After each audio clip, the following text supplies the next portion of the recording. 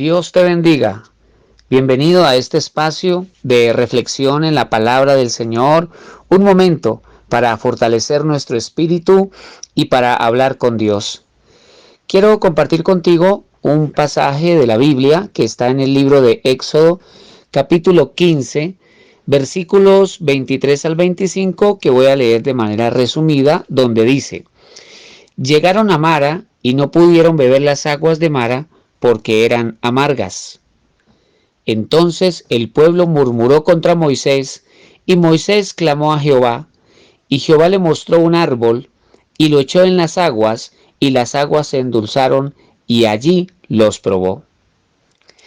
Debemos tener en cuenta que el pueblo de Israel ha salido de Egipto por la poderosa mano de Dios, quien los liberó a través de grandes milagros, aquellas plagas que vinieron sobre Egipto, y entonces el pueblo de Israel sale para ir hacia la tierra prometida. Deben atravesar por aquel desierto, pero la presencia de Dios va con ellos y esto era lo más importante. Quien estaba dirigiendo al pueblo por el desierto era Dios mismo. Entonces, debemos concluir que Dios nunca está improvisando. Cuando Él saca al pueblo de Israel de Egipto, sabe muy bien a dónde y por dónde los lleva. Su presencia estaba manifiesta de día en una columna de nube y de noche en una columna de fuego. Sin embargo, al pueblo de Israel le costó entender esto y por eso una y otra vez murmuró contra el diseño de Dios, como lamentablemente a veces nos ocurre a nosotros. La Escritura nos dice entonces que cuando ellos llegaron a ese lugar, se llamaba Mara. Aquel lugar tenía un nombre muy significativo, pues la palabra Mara significa amargo. Entonces Israel llegó a un tiempo y lugar donde su fe sería probada. Han caminado 3 días sin agua, según nos dice el libro de Éxodo en el mismo capítulo 15. Y cuando llegan a estas aguas, son amargas. Podemos imaginarnos por un momento cuando el pueblo corrió a saciar su sed y de repente alguien gritó: no pueden tomar, son aguas amargas, son aguas malas. La decepción y la tristeza de su corazón fueron unas emociones intensas y el desánimo apareció con fuerza golpeando sus corazones. Y vale la pena aquí preguntarnos, ¿cómo reaccionamos cuando esto pasa? ¿Cómo reaccionamos cuando caminando en la voluntad de Dios los resultados son de sabor amargo? Por lo menos aquí la Biblia nos dice que Israel murmuró contra Dios y contra Moisés. Esto nos recuerda que con frecuencia culpamos a otros, incluso a Dios, ante los malos resultados. En otras ocasiones nos enojamos, renunciamos, murmuramos, maltratamos a otros, entre otras reacciones. Pero lo que nosotros más bien debemos hacer es lo que hizo Moisés. Porque la Biblia nos dice que Moisés clamó a Jehová. Él sabía que Dios los había llevado allí. Él sabía que ese era un escenario preparado por Dios para enseñarles. Ellos iban a recibir una profunda lección en el desierto. Este era un tiempo de aprendizaje.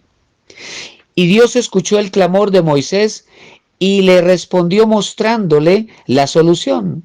Dios le dijo a Moisés que tomara cierto árbol que había por allí y lo lanzara a las aguas amargas.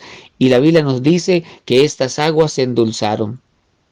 Esto nos recuerda que cuando dependemos de Dios, y la oración es una muestra de dependencia de Él, el Señor revela las estrategias para superar los obstáculos y vencer nuestras adversidades y dificultades.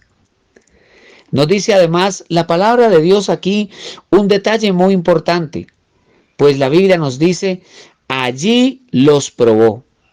Allí Dios los estaba probando. La fe de Israel estaba siendo probada. Esto quiere decir que algunas veces enfrentaremos dificultades, adversidades o ciertos obstáculos y aquellas cosas serán un instrumento que estará probando nuestra fe. Nuestra fe y confianza en Dios serán probadas. Y allí en ese espacio de prueba, debemos como Moisés buscar a Dios, buscar el rostro del Señor, hablar con Dios, orar. Y entonces recibiremos del Señor las revelaciones de su poder, de su grandeza. Recibiremos la sabiduría para actuar. Veremos los milagros del Señor, aquel que puede cambiar los sabores de nuestra vida con su poder. Él hace que lo amargo se vuelva dulce. Por eso es tan importante asimilar su voluntad. Cuidémonos de no ser ligeros con nuestras palabras, de no ser apresurados con nuestras conclusiones. Cuidémonos de no buscar culpables, de no señalar a otros, sino más bien reflexionar en la presencia de Dios. Procurar alcanzar la enseñanza que en medio de esa dificultad Dios nos quiere dar. Porque el pueblo de Israel iba con Dios. Si Dios va con nosotros, nada nos va a faltar. Si Dios va con nosotros, ningún enemigo será más grande. Si Dios va con nosotros, ningún obstáculo nos va a detener. Lo más importante aquí no es el problema, ni el obstáculo, ni el enemigo. Lo más importante aquí es confiar en Dios, seguir creyendo en Él a pesar de todas las adversidades. Es necesario fortalecer nuestra fe, renovar nuestra esperanza y recibir el gozo que viene de Dios en nuestro corazón.